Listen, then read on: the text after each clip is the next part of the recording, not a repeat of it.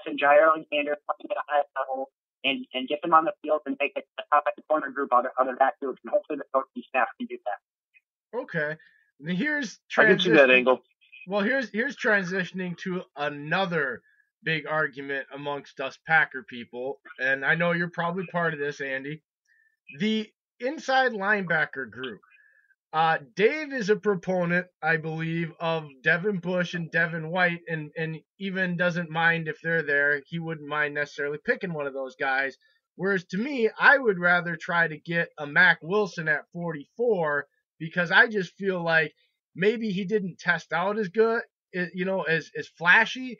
But when I turn on and watch the film, I don't find. I'm a fan of Mac Wilson. I know you like Mac Wilson, but I guess I would pass up on Bush and White just altogether just to get Mac Wilson because I feel like his overall ability just to hit is going to translate, and everything else he can, people around him can make up. So, I mean, where do you fall in that group as far as those three guys and who you would like the Packers to get if they're going to get one of those guys? Yeah, it's an interesting topic of discussion. So I guess first and foremost, I think Devin White's going to be gone at 12. I don't think he's going to be there. But let's say he takes a Tremaine Edmonds type fall like a season ago and he falls into the teams, or maybe he's there at 12. With the two Devins, you get two athletic freaks. Devin White, of course, is the bigger, more physical guy. Devin Bush is a little bit faster. I should say faster. They're both insanely fast. But he's the smaller but still super athletic inside linebacker. Maybe he's going to be able to cover a little bit better. But here's my issue with both. Devin White has a little bit of lack of instincts. I want him to have just a little bit better instincts if I'm taking him top 12. I've been burned on guys with poor instincts in the past, like a Stephon Anthony who went 30 to the Saints and just never developed because he never had those top-end instincts. Darren Lee of the Jets. Great at Clemson. What's that? Darren Lee of the Jets. Yeah, that's another one. A super fast, super athletic linebacker, just doesn't have the instincts to play the position. White has the ability to make up for that in a variety of different ways because of his ridiculous athleticism.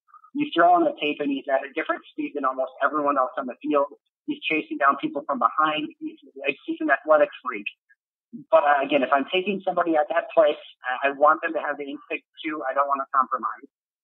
From a Devin Bush standpoint, he is kind of the opposite. He's got those instincts. He knows exactly where to go on the field. He's going to read everything correctly. But when you get a 320-pound, super athletic guard or center pulling at the second level, and you've got a 220, 230-pound linebacker that has to try to fight him off one-on-one to try to get to the ball carrier, at some point that's going to be a problem. And again, if I'm taking an inside linebacker at pick 12, I want my cake and I want to eat it too. I want everything. And I have some concerns that he's going to be able to get off the blocks. And with Devin Bush, the interesting thing is Michigan didn't ask him to cover a lot on third down. They put him in zones. They put him as a spy. They blitzed him. He was a great blitzer. But they didn't have him kind of, go into a back pedal and cover man-to-man on tight ends or running backs very often at all, which could be a tell that they didn't really trust to do that. And that would have to be something that's bettered as well. As far as picking Wilson and 30 or 44, that would also probably be a little bit rich for me based off of what else is on the board. I just think inside linebacker, you probably want one of these backs if you're picking them at 12 or 30 or even 44. And I think where the linebackers in the draft are going to pick, it's just probably a little bit rich. And I think inside linebackers in a position where you can kind of platoon a little bit, like guys like Blake Martinez and Oren Burks on early down, bring some of those safeties down on nickel and dime situations. And I don't necessarily think you need a 3 or 4 down player in the top of the draft pick in order to continue to sell a linebacker. Okay. Would you take Khalil Hodge in the 4th round? It's a great question. I'll be totally transparent. I haven't had a chance to watch his tape yet. Oh, you're killing me. What are your thoughts on Savage, and where do you think they could pick him up? Is he a guy that you could see them getting in the 3rd round or taking that 3rd round pick and having to get in the back end of the 2nd round? I mean, the more I hear about him, the more I feel like he is a perfect fit for Pettine because he has played corner and safety and can tackle and is physical and has a little bit of that attitude that we see from Jair Alexander. Yeah, I love his attitude. I love the player. I think you have to be careful. Ron Wolf has the great expression of as soon as you start taking or making exceptions about player size and athleticism and some of those sorts of things, you end up with a whole team of exceptions. And I think you can take one of those guys here or there. If you want to pick up Brian Burns or Ed Oliver early, Ed Oliver a little bit of an undersized defensive tackle, Brian Burns a little bit of an undersized edge rusher. Maybe you want to take Chauncey Gardner-Johnson or or a Savage, at 30 or 44, an exception there. I think you can take some exceptions here or there, but you have to be careful at how many you're taking. And I think he would be a little bit of an exception from a size standpoint. Devin Bush would be another great example of an exception based off of size. So you have to keep an eye on how many of those type of guys you're taking. And there is some concerns about whether or not he's a true free safety or not, or about whether he is more of a slot and strong safety, box safety type of player because of his athleticism and his aggression and his coverage. To me, it's Adderley. That's the clear-cut one. And see, for me, I would say it's Juan Thornhill. I'm more of a Juan Thornhill guy. I think he pairs really, really well with Adrian Amos. I actually think this year Adderley, who I also like, I think he actually is a little bit kind of too much like Adrian Amos. Neither of them are speed guys. Neither of them are great guys that are going to match up man on man. And I think that's just kind of too much of the same thing. I think you want maybe a couple different flavors there rather than again too much of the same thing. Okay. So, the thing I guess I look at here, Andy, when I hear about the size concern with guys, particularly with guys like Burns and Oliver, when I look at their frame and just the way they're built, okay, I guess I consider that a product of the limited amount of time and resources and knowledge that they have, and the fact that their bodies aren't fully developed the way they will be in, let's say, 12 months after being a pro.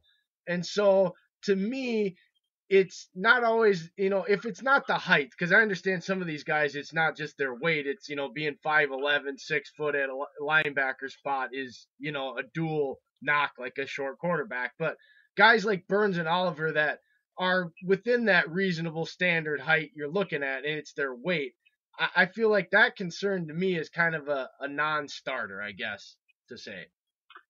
Yeah, there's a lot of evaluation that goes into that. I think the question is if they put on that weight, if they put on that more muscle, are they still as agile? Are they still as explosive? Do they have the same type of speed? I think that's the type of question that we have to ask. And, obviously they're going to know that much better by getting in the weight room with these guys and interviewing them and seeing exactly what they're doing on the field and workouts.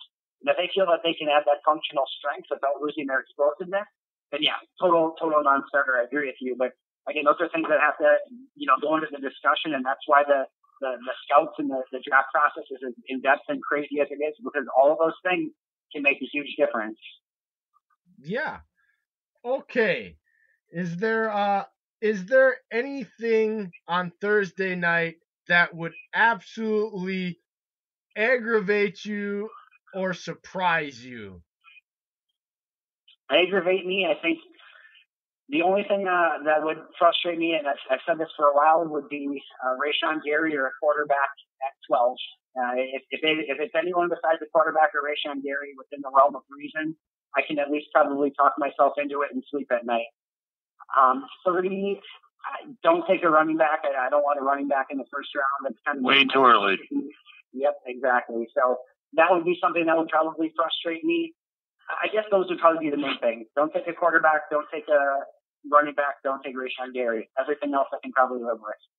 What is your view on Rashawn Gary? Because Dave and I, and we've talked to several other people. And I am not high on him. We all consensus he's a test freak. You turn on the tape, the numbers and the production don't equal, and you can't justify common sense wise that he's going to get better against better competition if he didn't show it across a very long collegiate career in college. The first thing I would say is that if you told me that Chicago or Detroit or Minnesota ended up with Rashawn Gary, I would absolutely love that. That would be the dream draft. So I think that's where I want him. I don't want him in Green Bay. If you told me we picked him at 12, I'd be livid. If you told me they picked him at 30, I'd be upset. If you told me they picked him at 44, I'd be a little bit bummed. And I don't think he's getting to the third round. That's where I would say, hey, they got a great pick in the third round. and especially with coming out today that he's got a shoulder issue, that he's probably going to have surgery next off season. There's just way too many red flags here. He didn't put up the production in college. He has now this shoulder issue. I just don't, just let somebody else worry about him. If they get lucky and he all of a sudden is amazing, good kicker staff, good for them. They got a great pick around late first, early second round. But I would love them to take that gamble. Okay, since it's your first time on the show, is there anything that you're just dying to get off your chest? Hold on 1 second. Jay, hold on 1 second. Uh-oh. Breaking news. Broncos cornerback Chris Harris has requested a trade from John Elway. Has not showed up to camp and doesn't want anything to do with Denver, per his words. Ooh. Huh. Go get him to Green Bay.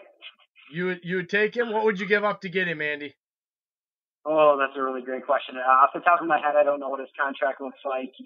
Knowing that he probably wants a brand new deal as well. So It's probably going to be a tough deal to spend because of that. They've already gotten the cornerback room and what they've already spent in free agency. So it's probably not feasible, but you could certainly talk to me about 44, and I would certainly have the discussion about 30 if you could maybe get like a third-round pick back or something too. All right. Yeah, I didn't mean to interrupt, guys, but I figured that was important. No, that's good. That was a good one. I like that. Good job, Dave. Okay, so back to this. You got 3.5 minutes, so we'll give you 3 minutes. Anything you're dying just to tell the world. It's your floor. Go ahead, Andy. I don't know if there's anything that I'm dying to tell the world, but I just think that one of the craziest things of this entire offseason is that this offseason will shape this franchise for the next 3 to 5 to 10 years. I mean, they're obviously bringing in a brand new head coach, a new coaching staff. They've got 3 picks in the top 50. They've got a new head scout in the scouting department. They signed 4 massive free agents. They had a massive article written about Aaron Rodgers and this team in the offseason. This is a massive, massive, massive offseason. And how this team responds to everything, the drama, the new head coach, how they, navigate the draft with 3 top 50 picks, and obviously the rest of the draft. How those top 4 free agents turn out in the next couple of years. This entire offseason will change the entire course of this Packers franchise. And if they hit on this, if they hit well, you could be talking about a Super Bowl in the next 2 to 3 years. If they don't, if they massively biff this offseason, you will see Brian Gutekunst, Matt LaFleur, and Aaron Rodgers all probably gone from 2 to 5 years. Wow. So I think that's how important this offseason is. I love it. It's a franchise-altering offseason. That is an... Okay, I got to say it.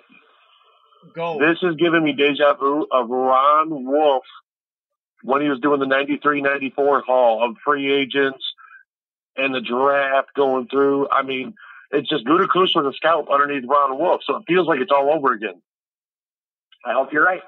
I hope you're right, too. I absolutely have to agree with everything Andy said. I believe the hype over the demise of Aaron Rodgers is 10 times the fold it was ever on Tom Brady when it started a few years ago. You're talking about a chip on his shoulder. I think the fact that the leg was a fracture and everything that has come out since then, and the fact that the lazy national media, the bigwig people out there that have their names and own national shows with their names, the Skip Baylesses, the Colin Cowards, the Will Canes of the world, the ones that, are hypocritical in one sentence to the next when it comes to talking and analyzing Aaron Rodgers, are going to have to answer for their takes and their piling on, and they're just burying Aaron Rodgers at the age of 35. And I just can't wait.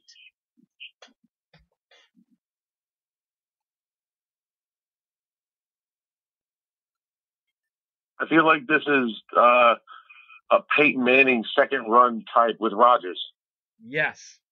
All right, guys, that is it for our show today. We want to thank Andy Herman at Scooney Sports. It has been a pleasure. Podcast. Thank you very much. It was a pleasure to have you on, Andy. Hey, thanks so much for having me. Appreciate it, guys. Go Pack, go. Like I said, we're not worthy.